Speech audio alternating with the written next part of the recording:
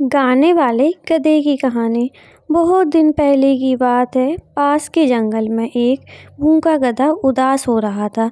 दिन भर काम के बाद उसके मालिक ने उसे ठीक से नहीं खिलाया था। इस कारण से वो उदास हो रहा था। पास से ही एक गीदड़ वहाँ से गुजर रहा था और उसने भूखे गधे को देखा। क्या हुआ गधा? उसने पूछा। मुझे बहुत ज़ोरों से भूख लग रही है और मैंने यहाँ सब चर चुका हूँ, फिर भी मैं अभी भी भूखा हूँ। गधा रोया। गधे की दुख भरी बात सुनकर सिराय ने कहा, ओह, तुम जानते हो कि पास में एक बड़ा वनस्पति बगीचे हैं। तुम वहाँ जा सकते हो और भर पेट खाना खा सकते हो। कृपया मुझे वहाँ ले चलो, गधे ने कहा। ऐसा सुनकर गीदड़ ने गधे को उस बगीचे तक ले चला।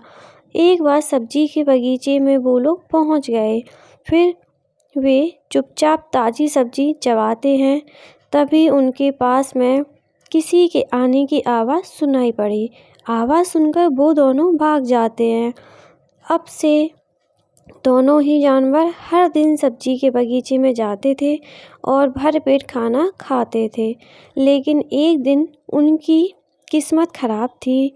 उन्हें एक किसान ने देख लिया और उन्हें भगा दिया। उस दिन दोनों जानवर भूखे थे। जैसे ही रात हुई, गीदड़ ने सुझाव दिया कि वे वापस सब्जी के बगीचे में चले जाएं, ताकि उन्हें फिर से भरपेट खाने को मिले। रात होने पर गधा और गीदड़ चुपचाप बगीचे में घुस गए और फिर भरपेट खाने लगे। खाते वक्त गधे के मन में कुछ सूझा और उसने कहा, ओह, इतने स्वादिष्ट खीरे और चाँद को देखो, यह इतना सुंदर है कि मैं एक गाना गाना चाहता हूँ। ऐसा सुनते ही गीदड़ ने कहा, अभी नहीं, तुम यहाँ से नहीं गा सकते, लेकिन मैं चाहता हूँ, गधे ने गुस्से में कहा। गीदड़ ने उसे समझाने की कोशिश करी और कहा कि किसान उसकी बात सुनेगा, उनके पकड़े जाने का डर भी है।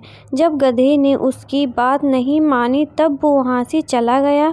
गधे ने आह भरी और गाना शुरू कर दिया। थोड़ी ही दूर पर किसान और उसके परिवार ने एक गधे के रेंगने की आवाज़ सुनी। वे लाठी लेकर गधे की ओर दौड़े।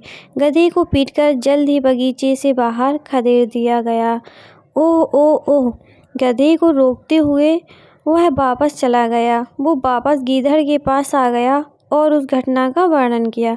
उसकी बात सुनकर गीदड़ ने कहा, तुम्हें तब तक इंतजार करना चाहिए था जब तक हम गाने के लिए बगीचे से बाहर नहीं आ गए, लेकिन तुमने मेरी बात बिल्कुल भी नहीं सुनी, जिससे आगे चलकर तुम्हें मार भी खानी पड़ी। चलो, तुम्हें आराम करने की ज़रूरत है। आगे से ऐसी गलती कभी भी मत करना। ऐसा कहने के बाद गीदड़ वहाँ से चला गया। इस कहानी से हमें यह सीख मिलती है कि कोई भी चीज़ करने का एक उचित समय और स्थान होता है। आपको चीज़ों को करने के लिए हमेशा समय और स्थान का ध्यान रखना चाहिए। अगर आप लोग को कहानी अच्छी लगी हो तो चैनल को सब्सक्राइब करें, लाइक करें, कमेंट करें। Thank you.